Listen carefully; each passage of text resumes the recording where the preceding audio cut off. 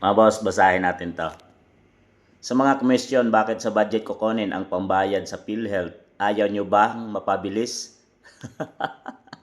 Sa dyan ni Representative Garin, mga boss. Hindi nakapagtimpi si Representative Janet Garin sa mga kumukwestiyon sa pagbabalik ng pundo ng PhilHealth gamit ang 2026 budget. Maaariing tanong ni Garin, ayaw ba ng mga ito na mabalik agad ng mas mabilis ang PhilHealth funds kaysa maghagilap pa ng pondo?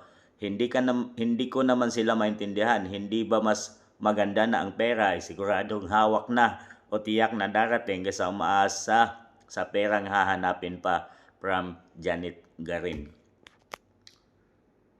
Ikinuha-kuha kasi nito ni Ralph Recto yung 60 billion, mga boss. Ngayon may problema tuloy ibalik. Kung hindi naman pala ginastos yung 60 billion pera na yan ng PhilHealth, bakit hindi nila maibalik at naghahagilap at kukunin pa sa 2026 budget? Mga boss, ibabawas pa doon yung 60 billion na yan. So nasaan na yung 60 billion? Pera ng taong bayan, mga boss. Yung mga hinuhulog natin, kinuha nila para sa flood control projects, mga boss. Ilalaan daw doon. Ngayon, nagkaroon mga ghost project sa flood control. Tapos, pinapabalik ng Korte Suprema yung 60 billion agad-agad, mga boss.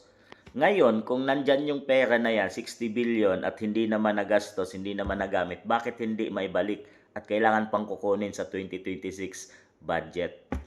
So, mahirap tong paliwanag na sinasabi ni Garin at hindi rin maintindihan ng taong bayan, ma'am, kung bakit dyan pa kukunin. Kung hindi naman nagastos yung pera, ibalik sa PhilHealth.